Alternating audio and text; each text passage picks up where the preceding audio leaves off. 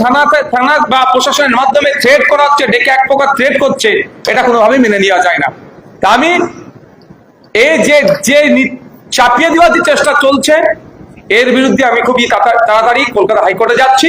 কারণ অলরেডি এইটা নিয়ে মামলা হয়েছিল, অর্ডার আছে, তারপরে এই ধরনের বিশৃঙ্খলা তৈরি করার চেষ্টা হচ্ছে কেন? আমার মনে হচ্ছে কোনো না কোনো জায়গাতে একটা বিশৃঙ্খলা তৈরি করার চেষ্টা চলছে, যে বিশৃঙ্খলা দিয়ে দেখানো হবে এটাই উন্নয়ন। আর্টিকেল 14, 19, 21, 25 থেকে 28 সরাসরি ভায়োলেশন হচ্ছে, এটা চাপিয়ে দেওয়ার জন্য। তাই এটাকে সামনে রেখে আমরা কলকাতা হাইকোর্টে যাচ্ছি, আইনি লড়াই হবে। রাজ্যের বিভিন্ন জেলার বিভিন্ন এলাকার মানুষজন ফোন করে যে তাদেরকে কোনো জায়গায় থানায় ডেকে বা থানার পক্ষ থেকে পুলিশকে পাঠিয়ে এই নিদান দেওয়া হয়েছে যে মাইক খুলে নিতে হবে। মসজিদ কমিটি বা ধর্মস্থান, মন্দির বা যে কোনো জায়গাতে মাইক খুলে নিতে হবে। বিশেষ করে মসজিদে যেগুলো খুলেছে, আমার কাছে খবর এসেছে, যেগুলো কে বলেছে। আমরা জানতে চেয়েছি কিন্তু পুলিশের পক্ষ থেকে কোনো রিটেন অর্ডার কপি বা নোটিফিকেশনের কোনো কপি দেয়নি।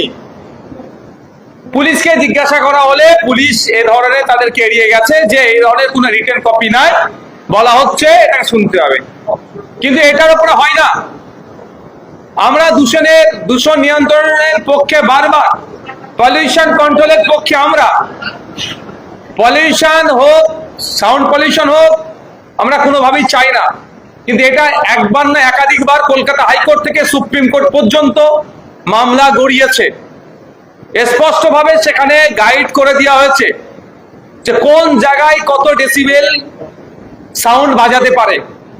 পশ্চিমবঙ্গের দূষণ পরিষদ বলুন বা যে আইন আছে 2000-এর আইনের পরিপ্রেক্ষিতে 4টে ক্লাস করা আছে, 4টে পার্ট করা আছে: industrial area, commercial area, residential area, silence area বা জোন, যেটা কি বলুন। যে নিয়ম নির্দেশিকা আছে দিনের জন্য, তথা সকাল 6টা থেকে রাত 10টাকে দিন বলা হচ্ছে এই আইনের পরিপ্রেক্ষিতে, রাত 10টা থেকে সকাল 6টাকে বলা হচ্ছে রাত। কত ডেসিবেল বাজানো যাবে নির্দিষ্টভাবে করা আছে। তারপরেও প্রশাসনের পক্ষ থেকে একটা অংশ যেভাবে ভয় দেখিয়ে, এক প্রকার ধুমকি দিয়ে বন্ধ করানোর চেষ্টা করছে, মাইক খোলার চেষ্টা হচ্ছে ধর্মস্থানগুলো থেকে, এর আমরা পরিপন্থী। অলরেডি আমি আমাদের রাজ্যের যিনি ডিজি আছেন, ডিজি স্যারের কাছে জানতে চেয়েছি, কারণ একাধিক জায়গায় একাধিক রকম ভাবে বার্তা আসছে। এক জায়গায় আসছে আপনার যে টোটালি মাইক খুলে নিতে হবে, আবার একটা বার্তা আসছে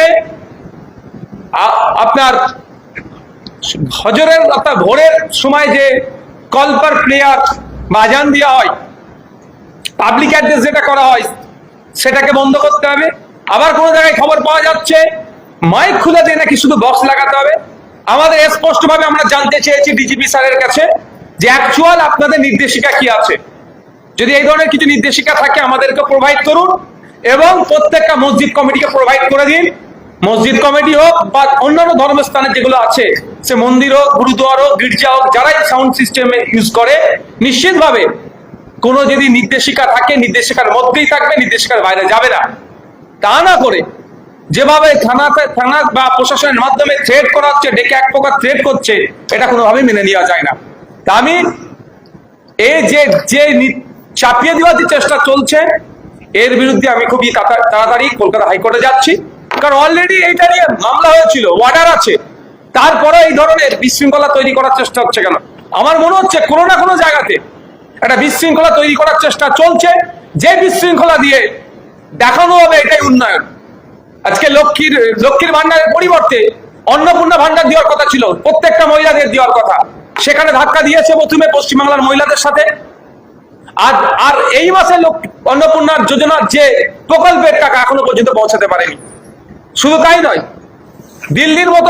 দিল্লির মতো পেট্রোল ডিজেলের দাম হওয়ার কথা বলেছিল, 450 টাকায় গ্যাস পাওয়ার কথা বলেছিল, 200 ইউনিট বিদ্যুৎ ফ্রির কথা বলা ছিল, সে কথা প্রমিস করেছিল, ম্যাক্সিমামটা ফেল করছে।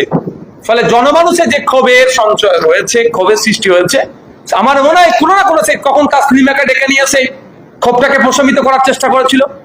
সমগ্র মুসলিম সমাজের মানুষ তাসনিমাকে পাত্তাই দেয়নি, সেটা ওষুধটা হয়তো কাজ হয়নি। তাহলে আমার মনে হচ্ছে নতুন করে একটা বিশৃঙ্খলা তৈরি করার জন্য অপচেষ্টা চলছে। শুধু তাই নয়, আর্টিকেল 14, 19, 21, 25 থেকে 28 সরাসরি ভায়োলেশন হচ্ছে, এটা চাপিয়ে দেওয়ার জন্য। তাই এটাকে সামনে রেখে আমরা কলকাতা হাইকোর্টে যাচ্ছি, আইনি লড়াই হবে।